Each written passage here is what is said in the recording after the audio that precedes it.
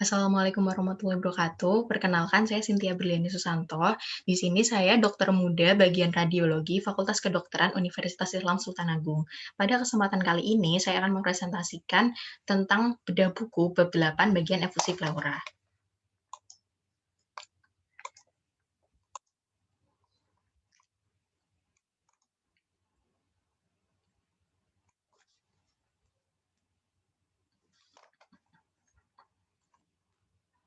Jadi, pada bedah buku kali ini merupakan diambil dari buku Learning Radiology Recognizing the Basics dari William Heering, edisi keempat. Jadi, yang saya akan bahas pada kali ini adalah bab 8 tentang mengenal efusi pleura. Jadi sebelum masuk ke bagian efusi pleura, akan lebih baik jika kita mengenal anatomi dan fisiologi dari pleura. Nah, yang dikatakan dengan pleura sendiri merupakan kantong serous sebagai pembungkus paru atau pembungkus pulmo. Lalu, pleura sendiri itu nanti dia itu terdiri dari pleura kanan dan pleura kiri dan terpisah oleh mediastinum. Lalu pleura sendiri dia bisa dibagi dua, terdiri dari dua lapis, yaitu pleura parietal dan pleura visceral, di mana pada pleura visceral dia itu adalah bagian kantong pleura yang melekat langsung pada pulmo, sedangkan pada pleura parietal merupakan bagian kantong pleura yang berbatasan langsung dengan dinding toraks. Lalu terdapat pleura bagian penghubung yang seperti isthmus menghubungkan pleura visceralis dengan pleura mediastinalis atau bagian dari pleura parietalis. Lalu ruangan yang berada di antara lapisan pleura parietal dengan lapisan pleura visceral itu disebut dengan cavum pleura.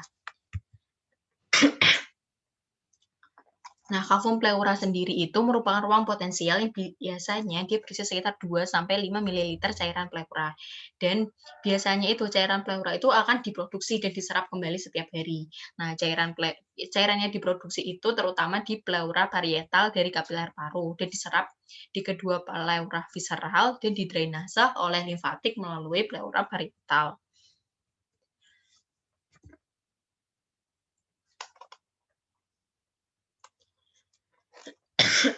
Terdapat beberapa pemeriksaan penunjang yang bisa digunakan untuk mendeteksi adanya efusi pleura. Yang pertama adalah radiologi konvensional, di mana ini biasanya digunakan sebagai langkah pertama untuk mendeteksi efusi pleura. Lalu bisa juga diusulkan untuk melakukan CT scan dan USG. Nah, CT scan dan USG ini sama-sama mendeteksi sejumlah kecil cairan. Lalu CT scan ini paling baik untuk mengevaluasi penyakit yang mendasari efusi dan atau kekeruhan total dari hemitoraks dengan efusi. Lalu USG sendiri bisa untuk membantu apabila untuk intervensi mengeluarkan cairan pleuranya. Lalu ada beberapa penyebab dari efusi pleura. Yang pertama, excess formation of fluid. Jadi terbentuknya cairan yang berlebihan, misalnya pada gagal jantung kongestif, hipoproteinemia, efusi parapneumonik, dan reaksi hipersensitivitas. Lalu yang kedua ada berkurangnya reabsorpsi dari cairan, seperti adanya blokade limfatik yang disebabkan oleh tumor, peningkatan central venous pressure, atau penurunan dari tekanan intrapleural. Lalu bisa juga disebabkan karena transfer dari kavitas peritoneum, seperti pada asites. Nah, efusi pleura sendiri dia bisa dibagi menjadi eksudat maupun transudat. Kita bisa bedakan dari kandungan protein dan LDH-nya. Nah, biasanya kalau transudat itu cenderung terbentuk bila ada peningkatan kapiler tekan hidrostatik atau penurunan tekanan osmotik. Penyebabnya itu termasuk gagal jantung kongestif, terutama yang gagal jantung kiri. Itu biasanya salah satu penyebab efusi pleura transudatif. Lalu ada albuminemia, sirosis, sindroma nefrotik. Kalau eksudat sendiri, dia itu cenderung terjadi akibat peradangan. Paling umumnya biasanya karena efusi pleura eksudatif itu karena keganasan, atau bisa juga karena emfyema. Lalu biasanya pada hemotoraks, cairan yang memiliki hematrokit yang lebih besar dari 50% hematrokit darah, dan kilotoraks yang mengandung peningkatan trigliserida atau kolesterol. Lalu terdapat beberapa penyakit yang memberikan gambaran efusi pleura. Nah, Jadi efusi pleura sendiri, dia bisa dibagi jadi efusi pleura yang memberi gambaran bilateral maupun efusi pleura yang unilateral. Nah, yang efusi pleura bilateral seperti pada congestive heart failure biasanya itu memproduksi cairan yang sama pada tiap hemitoraksnya. Atau kadang itu lebih banyak sedikit pada yang kanan daripada yang kiri. Lalu selain itu juga bisa terdapat pada lupus eritematosus. Biasanya dia juga memproduksi efusi bilateral. Lalu pada efusi yang unilateral biasanya terjadi pada TB atau efusi eksudatif lain yang terasosiasi dari penyakit infeksi seperti virus. Lalu bisa juga karena penyakit tromboembolik pulmo trauma. Yang unilateral sendiri apabila yang pada efusi yang sebelah kiri saja, contohnya pada pankreatitis atau obstruksi ductus thoracikus yang distal dan sindrom yang Dressler. Lalu penyakit yang menghasilkan gambaran efusi pleura yang sisi kanan biasanya pada penyakit-penyakit abdomen yang terkait pada penyakit yang liver atau ovarium. Nah, beberapa tumor ovarium juga disertai dengan efusi pleura kanan dan asites yang kita bisa disebut dengan Meigs syndrome. Lalu bisa juga artritis reumatoid dan obstruksi ductus thoracikus yang proksimal.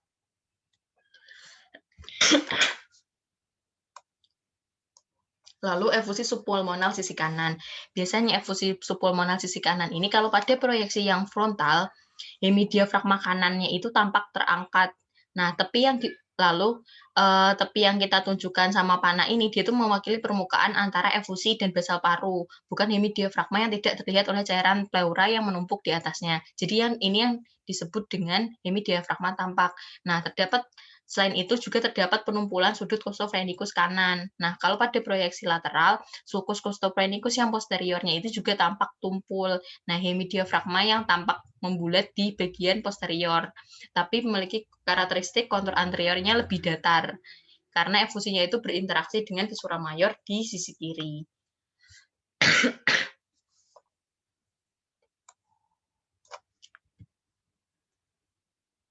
Nah, ini contoh dari efusi pulmonal yang sisi kiri. Jadi efusi pulmonal sisi kiri itu kalau dalam proyeksi frontal pada jarak lebih dari 1 cm itu terlihat antara udara yang ada di perut dan hemidiafragma kiri. Nah, kalau pada panah yang putus-putus ini, dia itu melambangkan tepi antara paru-paru yang berisi udara sama yang berisi efusi. Nah, hemidiafragma itu sebenarnya nggak terlihat.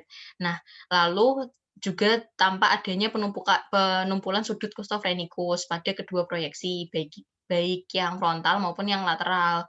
Nah, pada proyeksi yang lateral ini kan kelihatan hemidiafragmanya itu tampak membulat posterior baik mendatar ke anterior.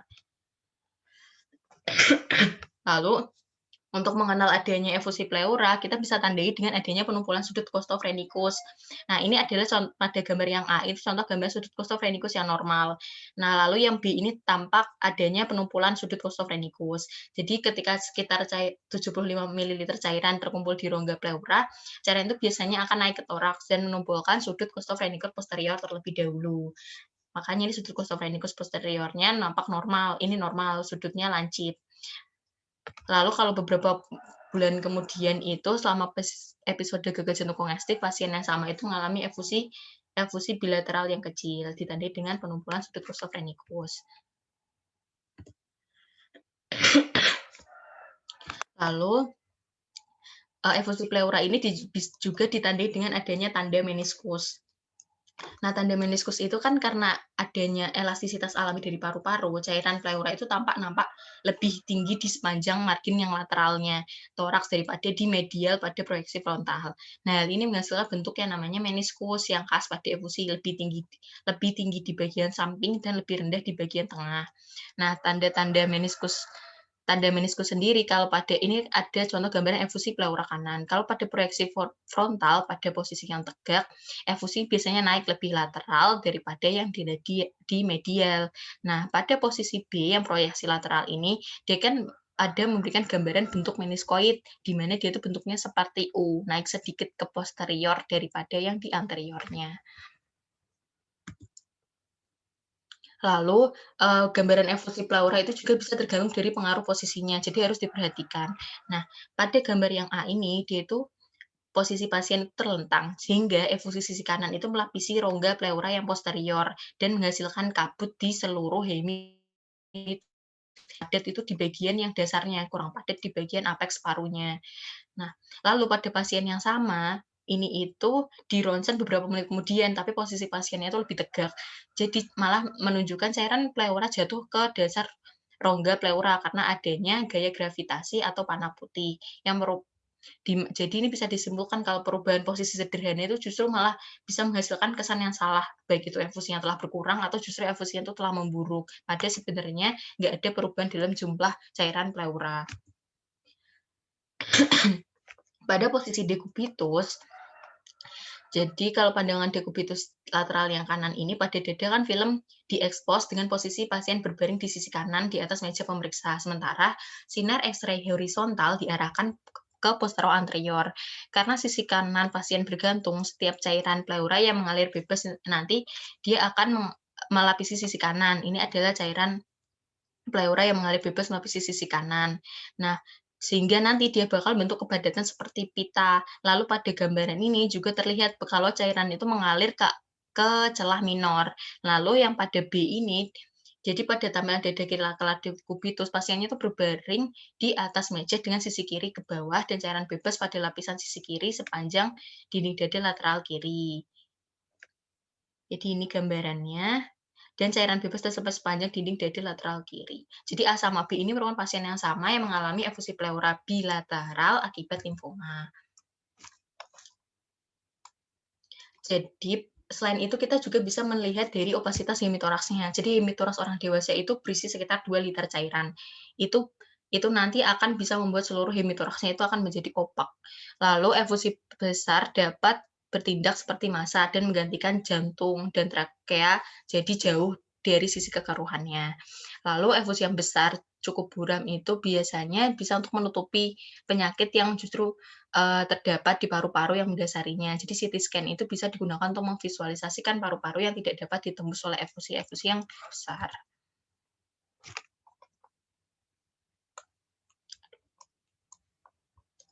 Lalu kalau pada gambar 8.12 ini terdapat gambaran CT scan hemotoraks besar. Jadi terdapat pengumpulan cairan dalam jumlah besar di sebelah kanan. Itu nanti akan menyebabkan atelektasis yang menekan dari paru-paru kanan.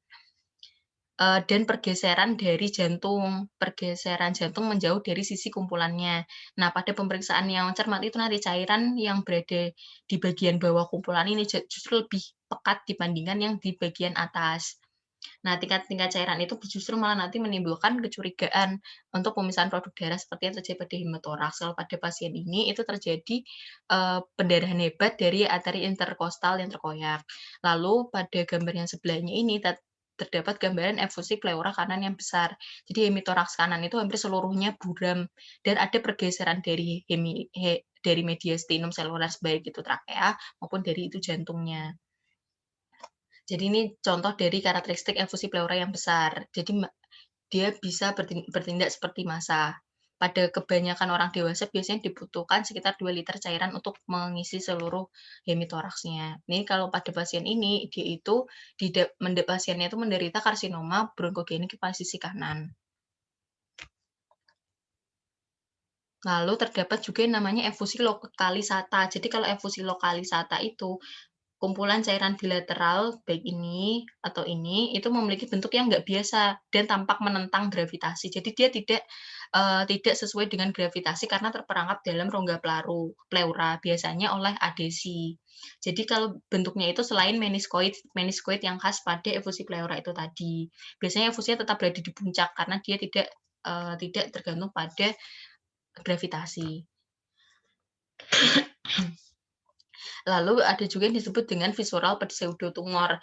Nah, pseudotumor sendiri adalah kumpulan cairan pleura yang sangat tajam yang terkandung di antara lapisan celah paru interlobular atau di lokasi subpleura tepat di bawah celah. Nah, ini tuh sifatnya lebih ke transudat dan biasanya terjadi pada pasien gagal jantung kongestif. pada proyeksi yang frontal ini kumpulan cairan pleuranya itu dengan batas tepinya tuh tajam, terkandung di antara lapisan visura minor. Dia itu bentuknya itu ke lentikuler yang khas dengan ujung-ujungnya itu runcing di setiap sisinya, di mana ia masuk ke dalam celah sehingga pseudotumor itu terlihat nanti seperti lemon pada radiografi yang frontal. Nah, pada radiografi yang lateral itu nanti ini juga terdapat gambaran yang seperti lemon itu tadi. Nah, pseudotumor itu selalu muncul di sepanjang celah bersama dengan bentuknya. Jadi itu yang membantu membedakan dari tumor paru yang sebenarnya atau pseudotumor. Lalu ada juga disebut dengan efusi pleura laminar. Jadi ini adalah contoh gambaran dari efusi pleura yang normal. Jadi pasiennya itu berisinya paru-parunya isinya udara meluas ke batas-batas dalam setiap tulang rusuk. Nih. Lalu kalau yang B, dia sudut yang pada pasien normal itu sudut costophrenicusnya juga masih tajam, sudut costophrenicusnya tajam, lalu, di setiap tulang rusuknya ada gambaran udara. Nah, kalau pada yang B, dia itu tuh terdapat pita tipis dengan kepadatan yang meningkat. Dia itu memanjang ke superior dari dasar paru, tapi tampaknya tidak menyebabkan tumpulnya sudut costophrenicus. Nah, itu yang namanya efusi pleura laminar. Ini kalau pada kasus ini pasien menderita gagal jantung kongestif. Lalu ada yang disebut dengan hidropneumotoraks. Jadi kalau pada hidropneumotoraks itu, dia tuh nggak seperti efusi pleura biasa. Jadi bentuknya itu meniskoid yang diatur sama elastisitas paru. Jadi hidropneumotoraks itu nanti menghasilkan tingkat cairan udara yang ditandai dengan tepi lurus antar muka udara di cairan yang tajam. Jadi kalau saat pemaparan dilakukan sinar X-ray terdapat tepi lurus ini. Nah, kalau pada kasus ini orangnya itu ditusuk di sisi kanan dan terdapat pneumotoraks. Jadi terdapat pneumotoraks yang cukup besar seperti kita tunjukkan pada garis-garis ini. Nah, ini sebenarnya menunjukkan hemopneumotoraks, tapi apabila lebih jelas apabila dilakukan dengan CT scan. Kalau radiologi konvensional itu susah bedain itu darah atau cairan.